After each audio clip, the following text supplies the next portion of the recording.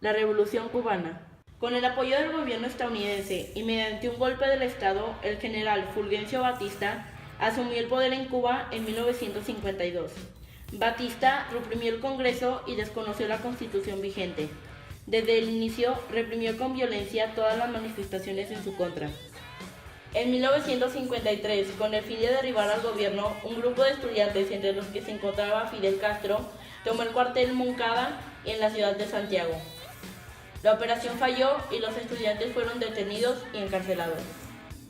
Para acallar los ánimos, Batista restituyó la Constitución y liberó a los presos políticos. Fidel Castro huyó a México y en nuestro país, junto con Ernesto Che Guevara y otros revolucionarios, organizó el movimiento que derrocaría al régimen de Batista.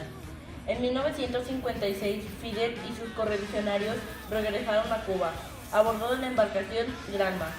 Ya de vuelta en la isla, organizaron en la clandestinidad una guerra de guerrillas que desde la Sierra Maestra incursionaba en las principales ciudades.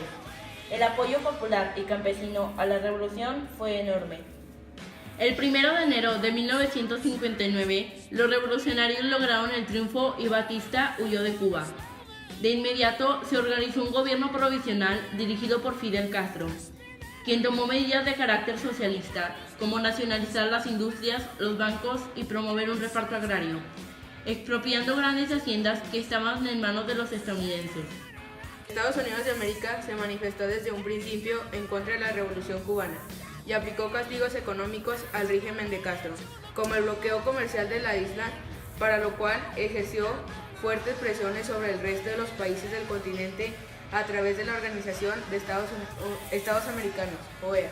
Castro pidió ayuda a la Unión Soviética. Este se comprometió a comprarle el azúcar si Estados Unidos de América dejaba de hacerlo. Al ver la influencia soviética a unos cuantos kilómetros de su territorio, Estados Unidos de América rompió relaciones diplomáticas con Cuba y tensó la relación aún más al organizar un movimiento contrarrevolucionario para derrocar al régimen cubano, enviando exiliados cubanos a invadir Bahía de Cochinos en 1961. El bloqueo comercial aisló económicamente a Cuba. Fidel Castro se alineó con la Unión Soviética para recibir ayuda de esta. A raíz de la caída del régimen soviético, en 1991, el gobierno cubano abrió sus puertas a la invasión extranjera, sobre todo europeas, para la industrialización y el turismo. El bloqueo comercial aisló económicamente a Cuba. Fidel Castro se alineó con la Unión Soviética para recibir ayuda de esta. A raíz de la caída del régimen soviético, en 1991, el gobierno cubano abrió sus puertas a la inversión extranjera, sobre todo europeas, para la industrialización y el turismo. La desigualdad social y pobreza en el mundo. Los países que fueron colonizados por grandes potencias europeas permanecieron como países pobres. Metrópolis se dedicaron casi solo a explotar los recursos naturales de sus colinas sin llevar ellas tecnología ni desarrollo social. Los países de África, Asia y América Latina continuaron siendo proveedores de materias primas para las potencias industriales. En 1950 y 1960 se vivió una etapa de crecimiento económico en todo el mundo. En la década de 1960, el Banco Mundial tomó como referencia el dólar americano para medir la línea de pobreza.